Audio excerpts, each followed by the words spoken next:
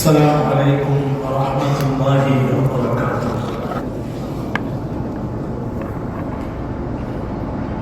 سبحانك لا علم لنا إلا ما علمتنا إنك أنت العليم الحكيم.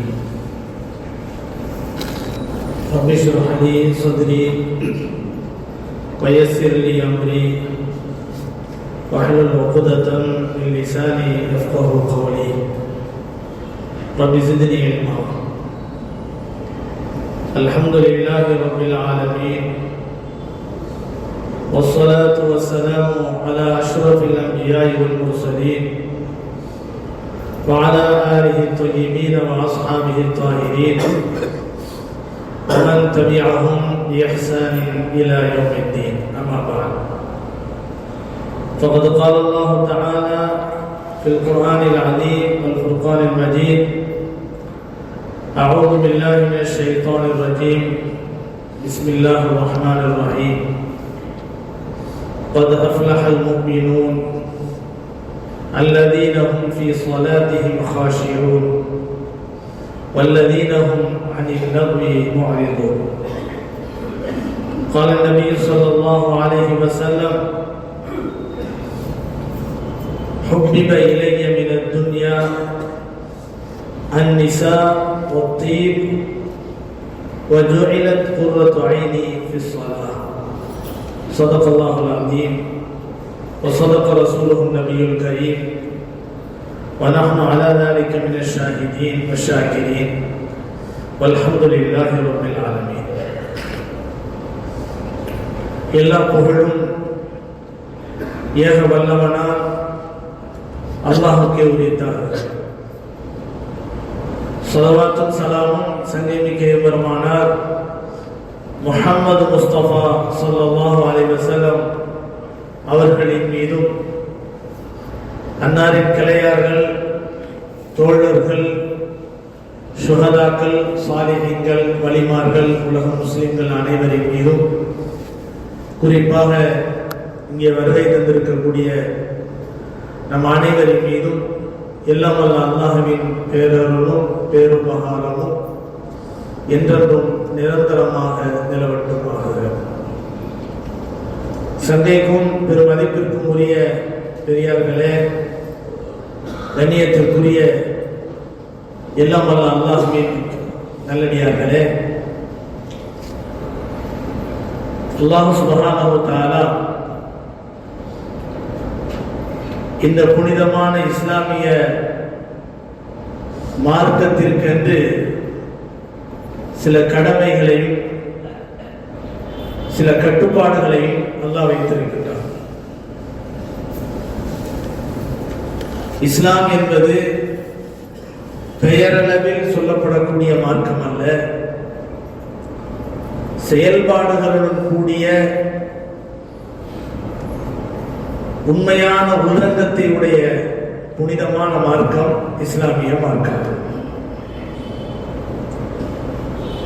நம்முடைய வாழ்க்கையில ஒவ்வொரு காரியங்களையும் சரிபடுத்திக் கொள்ளக்கூடிய விதத்திலே நம்முடைய இபாதத்துகளை, கடமைகளை அல்லாஹ் நமக்கு உருவாக்கி தந்திருக்கின்றார். கலிமா என்று எடுத்துக்கொண்டால் உள்ளத்தை அது தூய்மைப்படுத்துவதில் தன்னிகரற்ற ஒரு அற்புதமான மாமருந்து திருக்கலிமா. கண்மணி நாயகம் ரசூலுல்லாஹி ஸல்லல்லாஹு அலைஹி வஸல்லம் அவர்களுடைய நுபுவத்துக்கு உரிய காலங்களில் மொத்தம் 23 வருட காலங்கள், அதிலே 13 வருட காலம் பெரும்பாலும் எந்த கடமையும் அவர்களுக்கு கொடுக்கப்படாத நிலையில் வெறுமனே கலிமாவுடைய பயிற்சியை மட்டுமே கண்மணி நாயகம் ரசூலுல்லாஹி ஸல்லல்லாஹு அலைஹி வஸல்லம் அவர்கள் சஹாபாக்களுக்கு கொடுத்தார்கள். எந்த அளவிற்கு இந்த கலிமாவினுடைய பயிற்சி அவருடைய உள்ளத்திலே ஆழமாக வேரூன்றி விட்டது என்று சொன்னால், உயிரே போனாலும் அந்த கலிமாவினுடைய கொள்கையை விட்டுக் கொடுக்காத ஒரு தன்னிகரற்ற மாமனிதர்களாக அந்த மனித புனிதர்கள் திகழ்ந்தார்கள். அதே போல தொழுகை இஸ்லாமிய கடமைகளிலே முதன்மையாக கடமையாக்கப்பட்டது தொழுகை என்பது. தொழுகையின் மூலம் நம்முடைய பார்வை, நம்முடைய பேச்சு, நம்முடைய நடவடிக்கை, நம்முடைய நினைவு அனைத்துமே சரிபடுத்தப்படுகிறது. தொழுகை என்பது சரியாகிவிட்டால் மனிதனின் அனைத்து காரியங்களும் சரியாகிவிடும் என்கின்ற அளவுக்கு தொழுகைக்கு இஸ்லாம் முக்கியத்துவத்தை தருகிறது. மூன்றாவது நோன்பு. நம்மை சார்ந்து வாழக்கூடிய சமூக மக்களின் பசி அறிந்து தங்களுடைய பசிக்கு அல்லாஹ் கொடுக்கக்கூடிய உணவினுடைய முக்கியத்துவத்தை உணர்ந்து அல்லாஹ்வுக்கு நன்றி செலுத்தக்கூடிய மாபெரும் பழக்கத்தை உருவாக்கிக் கொள்ள வேண்டும் என்பதற்காக அல்லாஹ் கொடுத்திருக்கக்கூடிய அற்புதமான ஒரு கடமை நோன்பு என்ற கடமை.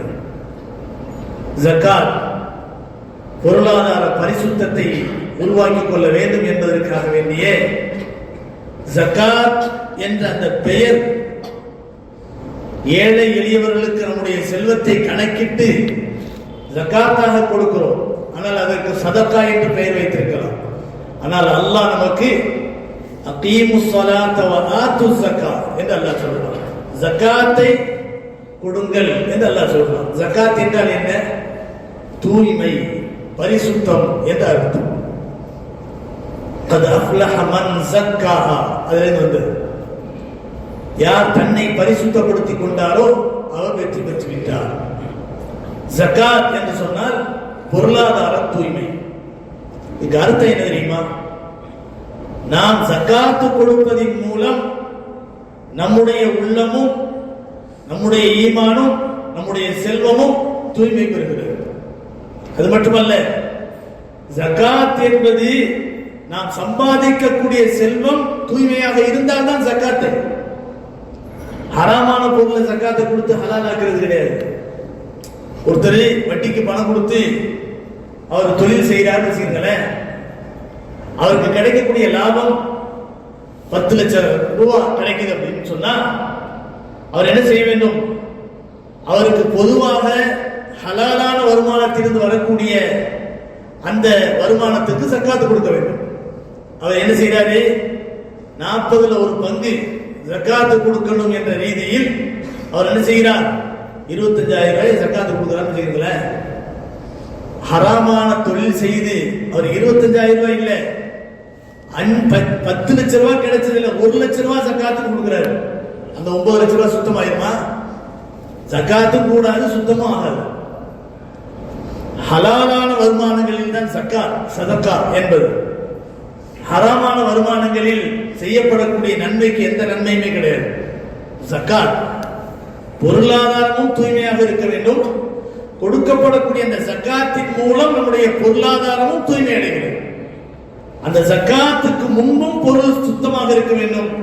ஜகாத்துக்கு பிறகு நம்முடைய பொருள் தானாகவே சுத்தமாகிறது. இவ்வாறு நம்முடைய பொருளாதாரத்தினுடைய பேணுதல் நம் வாழ்க்கையில் இருக்க வேண்டும் என்பதற்காக வேண்டி ஜகாத்தை அல்லாஹ் கடமையாக்கி இருக்கிறார். ஹஜ்ஜை அல்லாஹ் கடமையாக்கினான். ஏன் தெரியுமா?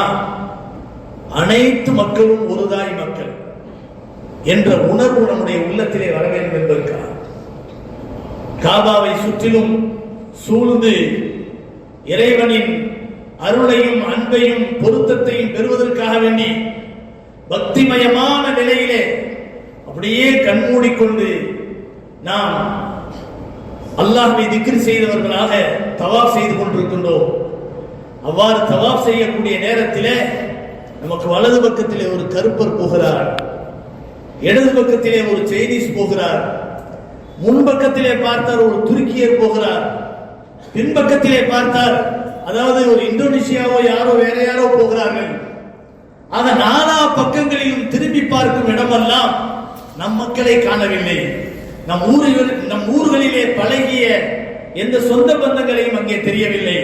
யாரையோரோ தெரிகிறார்கள், ஆனால் அனைவரும் ஒரே இடத்திலே நெருக்கமாக எந்த விதமான பாகுபாடும் இல்லாமல், பிணக்குகளும் இல்லாமல், பிரச்சனைகளும் இல்லாமல், வேறுபாடுகள் இல்லாமல், உயர்வு தாழ்வு இல்லாமல் ஒரு தாய் மக்களைப் போல ஒன்று திரண்டு அல்லாஹ்வுடைய இல்லத்தை சுற்றி கொண்டிருக்கிறோமே, இந்த உணர்வை உருவாக்குவதற்கு தான் அந்த ஹஜ் என்பது நமக்கு கடமையாக்கப்பட்டிருக்கிறது.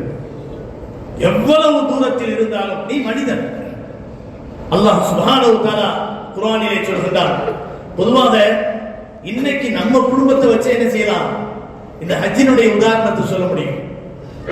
ஹஜ்ஜினுடைய உதாரணத்தை நம்ம குடும்பத்தை வச்சே சொல்ல முடியும். நம்ம பிள்ளைங்க, நம்முடைய வாப்பா அம்மா, நம்ம வாப்பா அம்மாவுக்கு நம்ம பிறந்தவங்க வந்து 4-5 அண்ணன் தம்பி, 4-5 அக்கா தங்கச்சி, நம்ம வாப்பா அம்மாவுக்கு பிறந்தவங்க அவங்களுடைய சாட்சி அம்மா, அவங்களுடைய பெரியம்மா, சின்னம்மா, மாமா, மாமி, இந்த மாதிரியான இரத்த பந்த உறவுகளினுடைய வளர்ச்சி கிளை விட்டு பரவுகிறது. எங்கோ பிறந்திருப்போம், நம்ம எங்கேயோ வந்திருப்போம். நம்ம சகோதரர் ஒருத்தர் பெங்களூர்ல இருப்பார், இன்னொருத்தர் துபாயில இருப்பார், இன்னொருவர் என்ன செய்வாரு வேற எங்கேயாவது திருநெல்வேலியில இருப்பார். இப்ப இவ்வாறு நம்முடைய சகோதர குடும்பத்தினர் பல இடங்களிலே பரவி இருப்பார்கள். ஆனால் ஏதாவது ஒரு இடத்திலே ஒரு நாளை குறிப்பிட்டு பெருநாளைக்கு அடுத்தபடியாக குடும்பத்தினுடைய ஒருங்கிணைப்பு கூட்டம் என்பதாக வைத்து நம்ம ஒரு விருந்து வைக்கிறோம்னு வச்சுங்களேன். அந்த விருந்துல ஒவ்வொரு குடும்பத்திலும் ஒரு பழக்கம் இருக்கு. பெருநாளைக்கு அடுத்த நாள் நாங்க எல்லாம் ஒன்னா கூடுவோம் அப்படின்னு சில பேர் சொல்லுவாங்க. அந்த ஆரம்ப பெருநாளையில நாங்க எல்லாம் ஒன்னா சேருவோம், ரொம்ப சந்தோஷமா இருக்கும் அப்படிம்பாங்க. அந்த நேரத்துல அந்த வருஷம் பிறந்த குழந்தைய கூட தூக்கிட்டு வந்திருப்பாங்க. நமக்கு அறிமுகம் இல்லாத ஒரு பிள்ளையோட தூக்கிட்டு வந்திருப்பாங்க. அப்ப அந்த அன்பையும் பாசத்தையும் பரிமாறிக்கொள்ளக்கூடிய ஒரு பழக்கத்தையும் ஒரு அறிமுகத்தையும் ஒரு அந்யோன்யத்தையும் உருவாக்கி கொள்வதற்காக வேண்டி அந்த கெட் டுகெதர் என்று சொல்லப்படக்கூடிய அந்த ஒருங்கிணைப்பு கூட்டத்தை வைக்கிறோமே, அது மாதிரியான ஒரு நிலையை தான் அல்லாஹ் ஹஜ்ஜின் மூலமாக உருவாக்கி தந்திருக்கிறார். எவ்வளவு வசதிகள் வாய்ப்புகள் இருந்தாலும் நம்முடைய குடும்பத்தார் ஒன்று சேர்க்கிற போது அண்ணே நம்ம கூப்பிடுவோம், தம்பி எப்படி இருக்கிறீங்கன்னு கூப்பிடுவாரு, அம்மான்னு சொல்லுவோம், பாப்பான்னு சொல்லுவோம், சின்னம்மா பெரியம்மான்னு சொல்லுவோம், மாமா மாமின்னு சொல்லுவோம். எல்லாரும் சந்தோஷமா மகிழ்ச்சியா என்ன செய்வோம், முசாபா செய்து கொள்வோம், மானக்கா செய்து கொள்வோம், முத்தமிட்டுக் கொள்வோம். ஆனால் இந்த நேரத்தில் யாரும் நான் பணக்காரன், நான் பெரிய தொழிலதிபர், நான் பெரிய ஒரு அதாவது மேனேஜர் இப்படி யாராவது நினைக்கிறாங்களா? என்னுடைய உறவு இது, என்னுடைய அண்ணன், என்னுடைய தம்பி, இங்க என்ன வேறுபாடு? இதே போன்ற ஒரு உவமையை தான் அல்லாஹ் நமக்கு உருவாக்கி தந்திருக்கிறான் ஹஜ்ஜின் மூலமா. ஆக உலகத்திலே நமக்கு தரப்பட்டிருக்கக்கூடிய எந்த கடமையாக இருந்தாலும் அனைத்துக்கும் ஒரு உள்ரங்கத்திலே ஒரு அற்புதமான ஒரு நுணுக்கமான ஒரு காரணத்தை அல்லாஹ் தஆலா வைத்திருக்கிறார். இஸ்லாமிய மார்க்கத்திலே நாம் பிறந்தது அல்லாஹ் நமக்கு கொடுத்த ஒரு பெரிய தௌஃபீக். அல்ஹம்துலில்லாஹ், அல்ஹம்துலில்லாஹ். கண்ணியமானவர்களே, நேரான பாதையிலே செல்லக்கூடிய ஒரு பெரும் பாக்கியத்தை அல்லாஹ் தேர்ந்தெடுத்து நமக்கு தந்திருக்கிறான். இந்த உலகத்திலே வளர்ந்திருக்கக்கூடிய மலர்கள், பூக்கள் பலவாறாக இருக்கலாம். ஆனால் எல்லா மலர்களிலும் வாசனை வருவதில்லை. எல்லாவற்றிலும் அழகு இருக்கும், எல்லாவற்றிலும் அலங்காரம் இருக்கும். ஆனால் சில மலர்களில் மட்டும்தான் வாசனை இருக்கும். அந்த வாசனை மிகுந்த மலர்களாக அல்லாஹ் நம்மை தேர்ந்தெடுத்திருக்கிறான் என்றால் அல்லாஹ்வுக்கு நாம் எவ்வளவு நன்றி செலுத்த வேண்டும். நினைத்து பாருங்கள். கடந்த வாரம் கர்பலாவை பற்றி பேசினோம். கர்பலாவினுடைய சில துளிகளை பற்றி பேசினோம். கர்பலா என்பது மிகப்பெரிய ஒரு நெருக்கடிக்கும் சோதனைக்கும் உள்ளாக்கப்பட்ட அஹ்ல பைத் என்ற அகமியம் நிரம்பிய அற்புதமான குடும்பத்தினர் அனுபவித்த மாபெரும் கஷ்டத்திற்கான ஒரு காலம்தான் கர்பலாவின் காலம். முழுக்க முழுக்க அங்கே இருந்தவர்கள் எல்லாம் யார்? ஸல்லல்லாஹு அலைஹி வஸல்லம் அவர்கள் யாரை கொண்டு யாருடைய விஷயத்திலே அல்லாஹ்வை அஞ்சிக் கொள்ளுங்கள் என்று நம்மை எச்சரிக்கை செய்தார்களோ, உஹذிருக்கும் ஃபீ அஹ்லி பைத்தி, என்னுடைய அஹ்ல பைத்துகள் விஷயத்திலே நீங்கள் உங்களை நான் அல்லாஹ்வை கொண்டு எச்சரிக்கை செய்கிறேன் என்று நபி அவர்கள் சொன்னார்களே. சொன்ன காலம் எது தெரியுமா? கண்மணி நாயகம் ரசூலுல்லாஹி ஸல்லல்லாஹு அலைஹி வஸல்லம் அவர்கள் ஹஜ்ஜத்துல் விதாவை முடித்துக் கொண்டு மதீனாவை நோக்கி வருகிறார்கள். பெருமானார் ஸல்லல்லாஹு அலைஹி வஸல்லம் வரலாற்றின்படி பார்க்க போனால் நபி அவர்கள் மறைவதற்கு இன்னும் 1 மாத காலம் தான் இருக்கிறது. இந்த உலகத்தை விட்டு பிரிவதற்கு இன்னும் 1 மாத காலம் தான் இருக்கிறது. இந்த நிலையிலே தான் கண்மணி நாயகம் ரசூலுல்லாஹி ஸல்லல்லாஹு அலைஹி வஸல்லம் அவர்கள் மக்காவுக்கு மதீனாவுக்கு மத்தியிலே இருக்கக்கூடிய ஹும்மா என்ற ஒரு இடத்திலே மக்களை ஒன்று கூட்டி ஒரு பெரிய உபதேசம் செய்கிறார்கள். அவ்வாறு உபதேசம் செய்கிற போதுதான் சொன்னார்கள், ஐயுஹன்னாஸ், ஐயுஹன்னாஸ், மக்களே உங்களுக்கு இரண்டு விஷயங்களை விட்டு செல்கிறேன். இரண்டு விஷயங்களை விட்டு செல்கிறேன். ஒன்று கிதாபுல்லாஹ், அல்லாஹ்வுடைய வேதம். அல்லாஹ்வுடைய வேதத்தை பற்றி அதன் பிறகு நபி அவர்கள் ரொம்ப நேரம் சொன்னார்கள். குர்ஆனை பற்றி பிடிக்க வேண்டும், குர்ஆனை ஓத வேண்டும், குர்ஆனை பின்பற்ற வேண்டும், குர்ஆனை எந்த நிலையிலும் விட்டுவிடக் கூடாது என்ற அற்புதமான உபதேசத்தை நீண்ட நேரம் நபி அவர்கள் சொன்னார்கள். அதற்கு பிறகு நபி அவர்கள் சொன்ன வார்த்தை என்ன தெரியுமா? அஹ்லு பைத்தி, என்னுடைய அஹ்ல பைத்தை விட்டு செல்கிறேன். அவர்களுடைய விஷயத்திலே உங்களை நான் எச்சரிக்கை செய்கிறேன். அவர்களிடத்திலே நீங்கள் சரியான முறையில் நடந்து கொள்ளுங்கள். பிள்ளைகள் வளர்ந்து வரக்கூடிய சமயத்திலே நபி அவர்கள் மூன்று விஷயங்களை முதன்மையாக கற்றுக் கொடுக்க சொல்கிறார்கள். அது என்ன தெரியுமா? அத்திபு அவுலாதக்கும் ஸலாத ஹிசால், மூன்று விஷயங்களை உங்களுடைய பிள்ளைகளுக்கு கற்றுத்தாருங்கள். ஒன்று ஹுப்ப நபியிக்கும் ஸல்லல்லாஹு அலைஹி வஸல்லம், உங்களுடைய நபி முஹம்மத் ஸல்லல்லாஹு அலைஹி வஸல்லம் அவர்களுடைய அன்பையும் முஹப்பத்தையும் அவர்களுக்கு கற்றுக் கொடுங்கள். இரண்டாவது வஹுப்ப அஹ்லி பைத்திஹி, அவர்களுடைய அந்த நபியினுடைய பரிசுத்தமான குடும்பத்தினரினுடைய முஹப்பத்தை கற்றுக் கொடுங்கள். மூன்றாவதாகத்தான் நபி அவர்கள் சொன்னார்கள் திலாவத்துல் குர்ஆன், குர்ஆன் ஓதுவதை கற்றுக் கொடுங்கள் என்று சொன்னார்கள். சில பேருக்கு இந்த அஹ்ல பைத்துன்ற உடனே அப்படியே ஒரு மாதிரி என்னமோ செய்யும். ஏன் சொன்னா அதை பத்தி அவங்க நினைச்சு வச்சிருக்கக்கூடிய விதத்தை பொறுத்தது. அவர்களுக்கு சில மனிதர்கள், நம்மை போன்ற சில மனிதர்கள் கொடுக்கக்கூடிய சிறப்பு, கண்ணியம், மகத்துவம், அன்பு, முஹப்பத்தை பார்த்த உடனே இது என்னங்க அப்படிலாம் ஒண்ணும் கிடையாது. சில பேரினுடைய தன்மை வேறு விதமாக இருக்கலாம். ஆனால் அல்லாஹ் சொல்லக்கூடிய வாக்குறுதி என்ன தெரியுமா? கடந்த வாரம் ஓதி காட்டிய வசனத்திலே அல்லாஹ் சொல்கிறான் இல்லையா? சூரத்துல் அஹ்ஸாப் என்ற அத்தியாயத்திலே அல்லாஹ் சொல்கிறான், وَقَرْنَ فِي بُيُوتِكُنَّ وَلَا تَبَرَّجْنَ تَبَرُّجَ الْجَاهِلِيَّةِ وَأَقِمْنَ الصَّلَاةَ وَآتِينَ الزَّكَاةَ وَأَطِعْنَ اللَّهَ وَرَسُولَهُ إِنَّمَا يُرِيدُ اللَّهُ لِيُذْهِبَ عَنكُمُ الرِّجْسَ أَهْلَ الْبَيْتِ وَيُطَهِّرَكُمْ تَطْهِيرًا. அல்லாஹ் சுப்ஹானஹு வ தஆலா சொல்லி காட்டுகிறார், உங்களுடைய வீடுகளுக்குள்ளே நபி ஸல்லல்லாஹு அலைஹி வஸல்லம் மனைவிமார்களை, நபியினுடைய குடும்பத்து பெண்களை பார்த்து அல்லாஹ் சொல்கிறார், உங்கள் வீடுகளுக்குள்ளே அடங்கியிருங்கள். அறியாமை காலத்து மக்கள் ஊர் சுற்றியதை போல நீங்கள் சுற்றாதீர்கள். தொழுகையை நிலைநாட்டுங்கள், ஜகாத்தை கொடுங்கள், அல்லாஹ்வுக்கும் ரசூலுக்கும் வழிபட்டுங்கள். இந்த உபதேசங்கள் எல்லாம் உங்களுக்கு கட்டுப்பாடாக, நெருக்கடியாக தெரிய வேண்டாம். மாறாக இன்னமா யுரீதுல்லாஹ் லியுذஹிப அன்குமுர் ரிஜ்ஸ் அஹ்லல் பைத் வயுத்தஹிரக்கும் தத்ஹீரா. இந்த உபதேசத்தையும் இந்த கட்டுப்பாடுகளையும் உங்களுக்கு அல்லாஹ் சொல்வதற்கு காரணம் என்ன தெரியுமா? உங்களிலே எந்த களங்கமும் உண்டாகிவிடக் கூடாது என்று அல்லாஹ் நாடுகிறார். அப்படி மட்டும் அல்லாஹ் சொல்லல, வயுத்தஹிரக்கும் தத்ஹீரா, அல்லாஹ் உங்களை பரிசுத்தப்படுத்த நினைக்கிறான் என்று அல்லாஹ் சொல்கிறான். களங்கம் நீங்க வேண்டும், உங்களுடைய பரிசுத்தம் முழுமை பெற வேண்டும் என்று அல்லாஹ் சொல்கிறான். அஹ்ல பைத்துகளை பரிசுத்தப்படுத்த வேண்டும் என்று அல்லாஹ் நினைக்கிற போது சில மனிதர்களுடைய உள்ளங்கள் அஹ்ல பைத்துகளை பற்றிய களங்கத்தை நினைக்கின்றன. தொழுகையை பற்றி பேசிக்கிட்டு வரும்போது இதை பத்தி ஏன் பேசுறோம் தெரியுமா? கண்மணி நாயகம் ரசூலுல்லாஹி ஸல்லல்லாஹு அலைஹி வஸல்லம் அன்பையும் முஹப்பத்தையும் பெற்ற அற்புதமான குடும்பம் அஹ்ல பைத் குடும்பம். நஜ்ரான் தேசத்தினுடைய நஸ்ரானிகள் நபி அவர்களிடத்திலே வந்தபோது, Jesus he is God, Jesus இருக்கிறாரே அவர் இறைவனின் குமாரர், அவர்தான் இறைவன், son of God அப்படிலாம் சொன்னபோது நபி அவர்கள் மறுத்துரைத்தார்கள், ஆதாரங்களை சமர்ப்பித்தார்கள். அவர்கள் அதற்கு எதிராக விவாதம் செய்தார்கள். அந்த நேரத்திலே தான் நபி அவர்கள் சொன்னார்கள், நீங்கள் ஹக்கையை இருக்கிறீர்கள் என்று நினைத்தால் நீங்கள் நாளைய தினம் உங்களுடைய மனைவி மக்களை அழைத்துக் கொண்டு வாருங்கள், உங்கள் குடும்பத்திலே பிரியமானவர்களை அழைத்து வாருங்கள். உங்களுடைய குடும்பத்தையும் எங்களுடைய குடும்பத்தை நான் அழைத்து வருகிறேன். என்னுடைய குடும்பத்தை வைத்து இரு தரப்பினரும் அல்லாஹ்விடத்திலே முபாஹலா செய்யலாம் என்று சொன்னார்.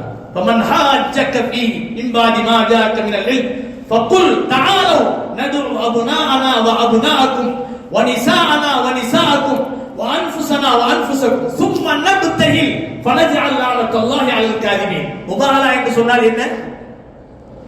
நான் சத்தியத்தில் இருக்கிறேன், அப்படி நான் பொய்யானவனாக இருந்தால், நான் சொல்லக்கூடிய வாதம் பொய்யாக இருந்தால் என் மீது அல்லாஹ்வுடைய லானத்து உண்டாகட்டும் என்று சொல்வது. அதே போல அவர்கள் சொல்ல வேண்டும். அடுத்த நாள் பிள்ளைக்கு எல்லாம் கூட்டிட்டு வராங்க. ஸல்லல்லாஹு அலைஹி வஸல்லம் என்ன செய்யறாங்க தெரியுமா? தங்களுடைய மகள் ஃபாத்திமா, தன்னுடைய மருமகன் அலி, தன்னுடைய பேரப்பிள்ளைகள் ஹசன், ஹுசைன் ஆக 5 பேர் ஒரு போர்வையை வைத்து நபி அவர்கள் இந்த 5 பேரையும் மூடியவர்களா சொன்னார்கள், ஹா உலாய் அஹ்லு பைத்தி, இவர்கள் தான் என்னுடைய அஹ்லு பைத்துகள் என்று சொன்னார். நட்சத்திரங்களை போன்ற மின்னக்கூடிய முகமுடைய, ஜொலிக்கக்கூடிய முகமுடையவர்கள் அந்த முகத்தை பார்த்தவுடன் மறைந்திருந்த அந்த கிறிஸ்துவர்கள் பார்க்கிறார்கள், தங்களுக்குள் பேசிக் கொள்கிறார்கள், நாம ஏதோ கொள்கைன்னு ஒண்ணு வச்சுட்டோம், ஆனா நமக்குள்ள பொய் இருக்கிறது நமக்கு தெரியும். இந்த முகத்தை பார்த்தீங்களா, நட்சத்திரமாய் மின்னுது. இவர்கள் அவர்களுடைய புனிதமான நாவினால் நீங்கள் பொய்யர்களாக இருந்தால் நீங்கள் அல்லாஹ்வுடைய லானத்தை பெறுவீர்கள் என்று சொன்னால் நம்முடைய இனமே அப்படியே அழிக்கப்பட்டு விடுவோம். அதனால அவற்றை சொல்லிக்கிறாம பேசாம போயிருவோம் அப்படின்னு சொல்லிட்டு அந்த முபாகலாவுக்கே வராம ஓடிவிட்டாங்க. குர்ஆன் அல்லாஹ் தஆலா இந்த வசனத்திலே அதை சொல்லுகிறான். கண்ணியமானவர்களே, ஏன் இதை சொல்கிறோம் என்று சொன்னால், அவ்வளவு புனிதமான மகத்துவம் மிகுந்த அஹ்லு பைத்துகள் ஸல்லல்லாஹு அலைஹி வஸல்லம் அவர்கள் எந்த அளவிற்கு ஹசன் ஹுசைன் ரலியல்லாஹு அன்ஹுமா ஆகியவர்களை சொன்னார்கள் என்றால், அவர்களை கோபப்படுத்தியவர், என்னை கோபப்படுத்தியவர், அல்லாஹ்வை கோபப்படுத்தியவர் என்கின்ற அளவுக்கு அவருடைய முஹப்பத்தை பற்றி சொன்னார். கர்பலாவில் நடக்க போற விவகாரம் பயங்கரமான மோசமான ஒரு நிலை, இதை அவர்கள் புரிந்து கொள்கிறார்கள். அந்த நேரத்திலே செய்த முதல் விஷயம் என்ன தெரியுமா? தொழுகையில ஈடுபட்டார். தொழுகையில ஈடுபட்டார். இங்கே அதுதான் நம்ம பேச வரோம். உலகத்திலேயே அதிகமாக சோதிக்கப்பட்ட ஒரு நபி யார் தெரியுமா? இப்ராஹிம் அலைஹிஸ்ஸலாம் அவர்கள். நாம் சொல்லவில்லை, அல்லாஹ் குர்ஆனிலே சொல்கிறான், வஇரிப்தலா இப்ராஹீம ரப்புஹு பிகலிமாத்தின் ஃபஅத்தம்மஹுன். இப்ராஹிமுடைய ரப் அல்லாஹ் சுப்ஹானஹு வ தஆலா இந்த இப்ராஹிமை பலவிதமான சோதனையை கொண்டவர்களை சோதித்தார். ஃபஅத்தம்மஹுன். ஆனால் இப்ராஹிம் மனம் தளரவில்லை, சோர்ந்து போகவில்லை, அதை அனைத்தையும் பரிபூர்ணமாக்கினார். கால இன்னி ஜாஇலுக லின்னாஸி இமாமா. சோதனைகளில் சாதனை படைக்கக்கூடியவர்கள் தான் உலகத்திலே தலைவர்களாக இருப்பதற்கு தகுதி பெற்றவர்கள். இதை அல்லாஹ் பேசுகிற போது, சோதனைகளிலே எல்லா விதமான சோதனைகளாலும் சோதிக்கப்பட்ட இப்ராஹிம் அவை அனைத்தையும் தாங்கிக் கொண்டதின் காரணத்தினால் அல்லாஹ் தஆலா சொன்னான், இன்னி ஜாஇலுக லின்னாஸி இமாமா, அகில மக்கள் அனைவருக்கும் உங்களை தலைவராக ஆக்கினேன் என்று அல்லாஹ் சொன்னார். தலைமத்துவம் என்பது சோதனைகளில் சாதனை கண்டவர்களுக்கு தான் கிடைக்க முடியும். அதுதான் தலைமைத்துவம். தலைவராக இருந்துகிட்டு ஏதாவது சின்ன கஷ்டம் வந்துட்டா கூட பயமா இருக்கு, தலைவருக்கு அழகே கிடையாது. தலைமைத்துவம் ஒரு சமூக தலைவராக இருந்தாலும், ஊர் தலைவராக இருந்தாலும், ஒரு நாட்டின் தலைவராக இருந்தாலும் எதையும் எதிர்கொள்ளக்கூடிய மன துணிவும், அதாவது நிலை குலையாமையும் உறுதிப்பாடும் இருக்க வேண்டும்.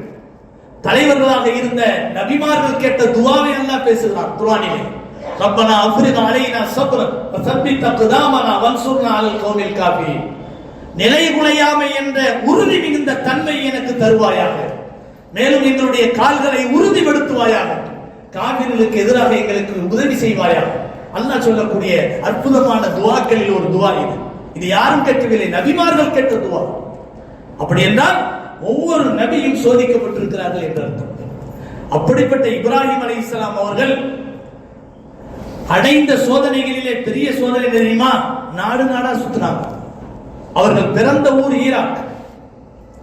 ஈராக்கிலே இருந்து பலஸ்தீனுக்கு போய் இன்னைக்கும் பலஸ்தீன்ல தான் அவங்க அடங்கி இருக்கிறாங்க.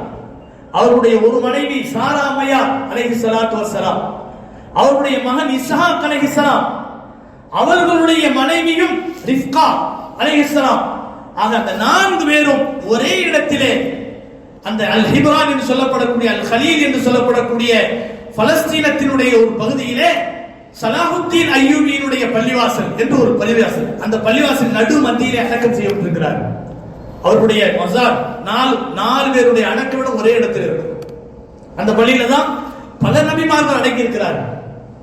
ஏன் இதை சொல்கிறோம் என்று சொன்னால், அவர்கள் சென்ற அந்த நாடு ஈராக்கை விட்டும் நாடு கடத்தப்பட்டார்கள், அதாவது நெருப்பில் தூக்கி போடப்பட்டார்கள். அதிலும் அவர்கள் சாதிக்க முடியவில்லை. யார்? அந்த எதிரிகள். கடைசியாக ஊரை விட்டே போகணும்னு சொன்னாங்க, ஊரை விட்டு போனாங்க. போற பாதையில பலஸ்தீனுக்கு வரும்போது, வர்ற பாதையில எகிப்தில் ஒரு மன்னன் அவருடைய மனைவியை அடைவதற்கு மோசமான தந்திரத்தை செய்கிறான். அந்த நேரத்தில் இப்ராஹிம் அலைஹிஸ்ஸலாம் அவர்கள் அந்த மனைவியை உள்ளே அனுப்பிவிட்டு வெளியில நின்று அல்லாஹ்ட்ட கேட்ட துஆ தெரியுமா? அவர்கள் செய்த காரியம் தெரியுமா? தொழுதார்கள். வரலாற்றை அதுதான் பதிவு செய்யப்படுகிறது. தொழுகிறார்கள். இந்த தொழுகையினுடைய பவர் என்ன ஆனது தெரியுமா? அந்த எதிரி, அந்த மன்னன் சாரா அம்மையார் என்ற பேரழகியை நெருங்குவதற்கு முற்படுகிறான். அவனுடைய கைகள் எல்லாம் மரக்கட்டையை போன்று மாறி அவன் மயக்கமடித்து கீழே விழுகிறான். ஒரு தடவை அல்ல, 2 தடவை அல்ல, பல தடவை முயற்சி செய்கிறான் அந்த அழகின் காரணத்தினால். ஆனால் அவனால் முடியவில்லை.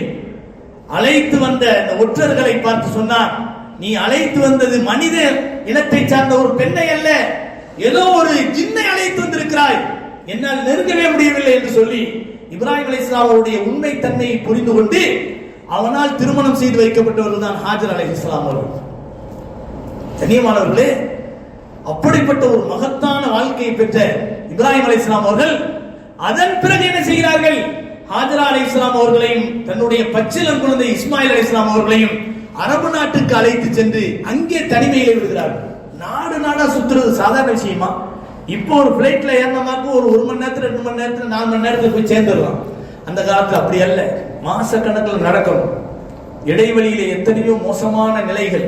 மனித மிருகங்களும் இருப்பார்கள், உண்மையான மிருகங்களும் இருக்கும். பலவிதமான அசௌகரியங்கள் ஏற்படும், அசம்பாவிதங்கள் ஏற்படும், தாகம், தண்ணி, மாதிரியான நிலைப்பாடுகள் எல்லாவற்றையும் தாங்கிக் கொண்டு ஹிஜ்ரத் செய்வது என்பது சாதாரண விஷயமா? அவ்வளவு பெரிய கஷ்டங்களையும் அனுபவித்த இப்ராஹிம் அலைஹிஸ்ஸலாம் அவர்கள் ஒரு ஆபத்து சொன்ன உடனே அவர்கள் செய்த காரியம் என்ன? தொழுகை. அல்லாஹ் சுப்ஹானஹு வ தஆலா குர்ஆனிலே சொல்கிறான், இஸ்லாமிய சமுதாய மக்கள் அனைவருக்கும் அல்லாஹ் சொல்கிறான். அவற்றை நாம் மறந்து விட்டோமே தவிர நாம் ஓதக்கூடிய குர்ஆனில் தான் அந்த வசனம் இருக்கிறது. யா அய்யுஹல்லதீன ஆமனு ஸ்தஈனு பிஸ்ஸப்ரி வஸ்ஸலாஹ் இன்னல்லாஹ மஅஸ் ஸாபிரீன். விசுவாசிகளே, தொழுகையை கொண்டும் பொறுமையை கொண்டும் அல்லாஹ்விடத்திலே உதவி தேடுங்கள்.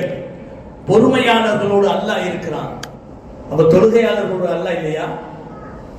தொழுகை என்ற வணக்கத்துக்கும் பொறுமை தேவை என்ற அடிப்படையிலே தான் பொத்தாம் பொதுவாக பொறுமையாளர்களுடன் அல்லாஹ் இருக்கிறான் என்று சொல்கிறான். நம்மை போன்ற ஈமானிலே உறுதிப்பாடு கொண்ட மூமின்களுக்கு வணக்க வழிபாடுகள் என்பதும் ஒரு பொறுமைக்கான ஒரு பயிற்சி. பொறுமை என்பது 3 வகை. ஒன்னு கஷ்டத்துல பொறுமையா இருக்கிறது, இன்னொன்னு நம்முடைய நோய் நொடிகளின் போது பொறுமையாக இருப்பது, மூன்றாவது நமக்கு கொடுக்கப்பட்டிருக்கக்கூடிய ஹராம் ஹலால் அதை நடைமுறைப்படுத்துகிற விஷயத்தில் ஏற்படக்கூடிய அசௌகரியங்களின் போது நாம் பொறுமையாக இருப்பது. எல்லாரும் வியாபாரம் பண்றாங்க, வாங்க சொன்ன உடனே தொழுகைக்கு வரணும்னு சொன்னா அவர்களால முடியாது. நம்மள மாதிரி முஸ்லிம்கள் அங்க இருக்க முடியாது. தொழுகை நடக்கும், நான் போய் ஆகணும், இருக்கிறோமா இல்லையா? அப்ப கஸ்டமர் 4 பேர் 10 பேர் நிற்பாங்க, அதை விட்டுட்டு வரணும்னு சொன்னா அந்த நேரத்தில் ஏற்படக்கூடிய மன நெருக்கடி அதையெல்லாம் உதறி தள்ளிட்டு நான் அல்லாஹ் கூப்பிட்டுட்டான், நான் போறேன். அல்லாஹ் சொல்கிறான், ஹய்யா அலல் ஃபலாஹ், வெற்றியின் பக்கம் வா என்று அல்லாஹ் சொல்கிறான். நான் செல்கிறேன் என்று சொல்லி வருகிறோமே, இதுதான் பொறுமை.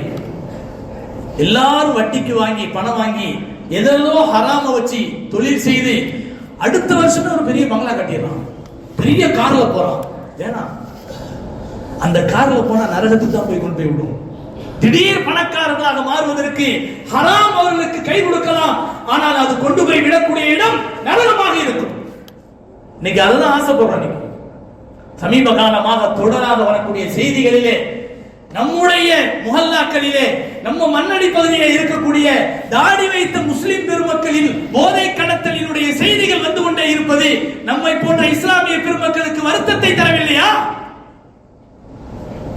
ஒரு பாவத்தை செய்வதும் பாவத்தை கண்டும் காணாமல் இருப்பதும் சமம்.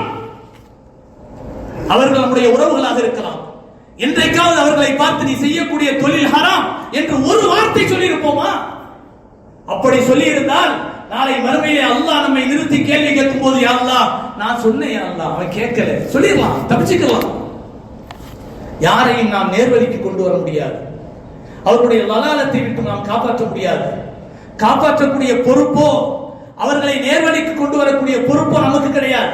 சொல்லக்கூடிய பொறுப்பு இருக்கிறது. இன்னமா அலைக்கல் பலா வ அலைனல் ஹிசாப்.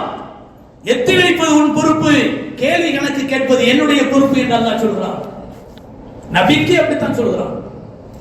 எனவே தவறுகள் நம் கண் முன்னால் நடக்கிறது என்று சொன்னால், குறிப்பாக நம்முடைய குடும்பங்களிலே யாராவது இப்படிப்பட்ட மோசமான பாவங்களை ஹராமை செய்கிறார்கள் என்று சொன்னால் அதை தவிர்க்க வேண்டும். அவர்களை தவிர்ப்பதற்காக வேண்டி, தடுத்து நிறுத்துவதற்காக வேண்டி என்ன செய்ய வேண்டும்? முடிந்த அளவுக்கு முயற்சி செய்ய வேண்டும். காரணம், நாளை மறுமையிலே அவர்கள் நம்மை கட்டி தழுவி, நீ என்னை மட்டும் சொல்லலைன்னு சொன்னா நான் இப்படி தப்பிச்சிருக்க மாட்டேன், ஹராமலே போயிருப்பேன், நல்ல வேளை அன்னைக்கு என்னை நீ தடுத்து நிறுத்தின, உன் மேல கோபப்பட்டேன், ஆனா இன்னைக்கு நான் மகிழ்ச்சி அடைகிறேன் என்று சொல்லி நமக்கு வாழ்த்து தெரிவிப்பார்களே, அதுதான் மகிழ்ச்சி. கண்ணியமானவர்களே, உலகத்திலே நாம் செய்யக்கூடிய காரியங்களில் ஹராம் என்பது மோசமான காரியம். அல்லாஹ் சுப்ஹானஹு வ தஆலா முஸ்லிம்களுக்கும் நல்லவர்களுக்கும் கஷ்டத்தை கொடுப்பான். அந்த கஷ்டங்களிலே ஒன்றுதான் இப்ராஹிம் அலைஹிஸ்ஸலாம் அவர்களுக்கு கொடுத்தது, ஸல்லல்லாஹு அலைஹி வஸல்லம் அவர்களுக்கு கொடுத்தது. அதே போல நபி ஸல்லல்லாஹு அலைஹி வஸல்லம் காலத்துக்கு பிறகு சஹாபாக்களுக்கு கொடுத்தது. குலஃபாவுர் ராஷிதீன் என்று சொல்லப்படக்கூடிய காலம் 30 வருட காலம். அந்த 30 வருடத்திலே ஆட்சி செய்தவர்கள் யார் தெரியுமா? அபூபக்கர் ரலியல்லாஹு அன்ஹு 2 வருஷம் தான் ஆட்சி செஞ்சார். உமர் ஷஹீத், உஸ்மான் ஷஹீத், அலி ஷஹீத், ஹசன் ஷஹீத், ஹுசைன் ஷஹீத். நபி அவர்கள் நினைத்திருந்தால் என் குடும்பத்தை எல்லாம் காப்பாற்று என்று சொல்லியிருக்கலாம் இல்லையா? நல்லவர்களாக இருந்தால் இந்த கஷ்டம் வரும் என்பது ஒரு இயல்பான பிழை. அதனாலதான் அல்லாஹ் தஆலா இடத்தில் நபி அவர்கள் கேட்கல. கண்ணியமானவர்களே, நல்லவர்களாக இருந்தால், தொழுகையாளிகளாக இருந்தால், உன்னதமானவர்களாக இருந்தால், உயர்ந்தவர்களாக இருந்தால், பேணுதலானவர்களாக இருந்தால், நம்ம வாழ்க்கை சொகுசாக இருக்கும் என்று இருந்தால் எல்லாமே நல்லா ஆயிடுவாங்க, அவுலியாக்களா போயிடுவாங்க. அப்படி அல்லாஹ் வாக்குறுதி கொடுக்கல. நம்மை போன்ற நல்லடியார்களை பார்த்து அல்லாஹ் சொல்லக்கூடிய வார்த்தை தெரியுமா? உங்களை சோதித்துக் கொண்டே இருப்போம். பசியின் மூலமாக, பட்டினியின் மூலமாக, உயிர் சேதத்தின் மூலமாக, பொருள் சேதத்தின் மூலமாக, விவசாயங்களினுடைய சீரழிவுகளின் மூலமாக உங்களை சோதித்துக் கொண்டே இருப்போம். வபஷிரி சாபிரீன், பொறுமையாளர்களுக்கு நபியே சொர்க்கத்தை கொண்டு நன்மாராயம் சொல்லுங்கள் என்று அல்லாஹ் சொல்கிறான். அந்த நன்மாராயத்திற்குரிய நல்லடியார்களுடைய தன்மை அனைத்தும் அல்லாஹ்வுக்குரியது. நான் இழந்ததும் அல்லாஹ்வுக்குரியது, நான் பெற்றதும் அல்லாஹ்வுக்குரியது என்று சொல்லி அவர்கள் எல்லா நேரங்களிலும் பொறுமையை மேற்கொள்வார்கள். அவர்களுக்கு 3 பரிசு. உலாயிக அலைஹிம் ஸலவாத்தும் மிர் ரப்பிஹிம் வ ரஹ்மா வ உலாயிக ஹுமுல் முஹ்ததூன். அல்லாஹ்வுடைய பாவ மன்னிப்பு, அல்லாஹ்வுடைய ரஹ்மத், ஹிதாயத், இந்த 3 அன்பளிப்பு நமக்கு கிடைச்சாலே நாளை மறுமையிலே மகத்தான வெற்றியை பெற முடியும். அப்படிப்பட்ட வெற்றிக்குரிய நன்மக்களாக அல்லாஹ் நம்மை தேர்ந்தெடுத்து அருள் புரிவானாக. வ ஆகிரு தஅவானா அல்ஹம்துலில்லாஹி ரப்பில் ஆலமீன்.